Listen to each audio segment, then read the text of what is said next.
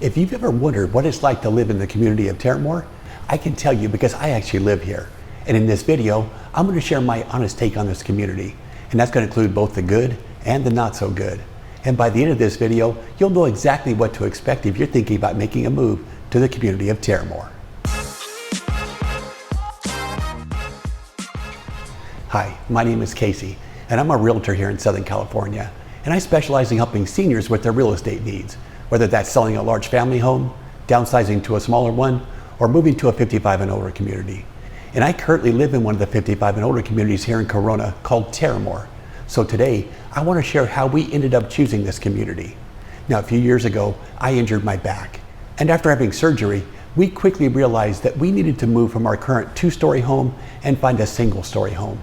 Climbing the stairs was getting more difficult, and we knew this was going to get worse as we got older. But to be honest, we really weren't looking for a 55 and older community. We were simply looking for a single-story home. But here in Southern California, it's very common to see 2-story homes.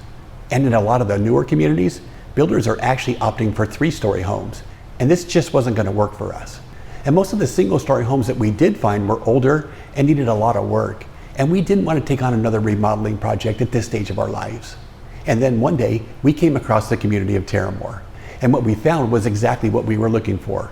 Beautiful single-story homes, open concept floor plans, several move-in ready homes, plus the option of buying new construction homes too.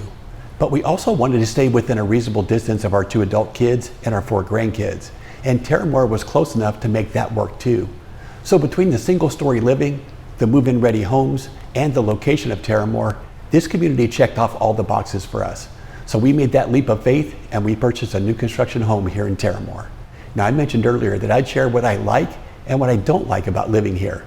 So let's start with what I genuinely love about Terramor. And for us, it really started with the homes and the floor plans that we found here. Now, all of the homes in Terramor are built around an open concept great room. And most of the people that I talk to really love this feature too. And when our kids and our grandkids come to visit, we have plenty of space for everybody. But I have to say, our kitchen is the main gathering spot in our home. And since it's open to the dining room and the family room, we can all gather together in one space. So we absolutely love our home. And living in a single level home has really made life easier for both of us. But in addition to our home, it's really hard not to be impressed by the amenities here at Terramor. Now, if you live in one of the 55 and older sections like we do, you get access to the Terrace Club. And this is truly a resort style clubhouse. Here you'll find an outdoor pool and spa, an outdoor kitchen, a game room, a craft room, a large meeting room, and even a bar that's open several nights a week.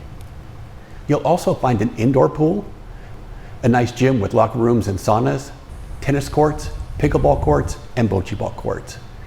And these amenities are all beautiful. And there's one more thing that we really like about Terramor, and this one might surprise you, but Terramor isn't just for seniors. So in this community, you're not just surrounded by other seniors, you'll see families and kids here too. And some people really like this feature and others don't. But in my opinion, this mix adds a sense of life and energy to the neighborhood, and I actually like it. Now I want to take a quick break. Now if you're considering making a move to Terramor, you really should schedule time for us to talk. Now I live here, I can show you homes here, and I can walk you through the amenities and the pricing. And I can help you figure out if this community would be the right fit for you. So if you're curious about Terramor, you can find a link in the description down below to schedule time for us to get together and talk. Okay, so let's jump back in. And next, let's take a look at the other side of life in Terramor, because the reality is no community is perfect. And it's better to hear the truth about living here rather than finding out after you purchase a home. But here's my honest opinion. The biggest complaint I have about living here in Terramor is the traffic. And there's simply no way you can sugarcoat this one. Traffic around this community is absolutely horrible. And since I still work, I drive quite a bit. And my wife helps out with our grandkids several days a week too, so she ends up driving a lot too. So this probably affects us more than it does other residents, but for us, it's a real downside. But traffic around Corona is about as bad as anywhere in Southern California. And there are simply more cars than the freeways can handle. So if you have to drive during regular commuting hours, you can expect long delays if you live in Terramor, or really anywhere in Corona. And the second issue I really don't like are the added costs of living here. Now, in our previous home, we had relatively low property taxes, and we didn't have an HOA fee either. But here in Terramor, we have special assessment taxes that are added on top of our typical property taxes. And these taxes add about $3,500 a year to our tax bill. So we're spending almost $300 every single month for these special assessment taxes. And this makes our total property taxes right around 1.7%, which is pretty high. And on top of the special assessment taxes, we do have an HOA fee here. And the fee in Terramor is currently $380 per month. And like I've mentioned in several other videos, this isn't a fixed amount. These fees can and often do go up. But these two additional fees have ended up being more than what we originally expected. And it often leaves us wondering what we could do with this additional money, which is almost $700 every single month. But here's what I have to remind myself. Every 55 and older community is going to have trade-offs. So the question isn't whether Terramor is the perfect community. The question is whether the trade-offs here are worth what actually matters to you. And that's a conversation worth having before you buy in any community.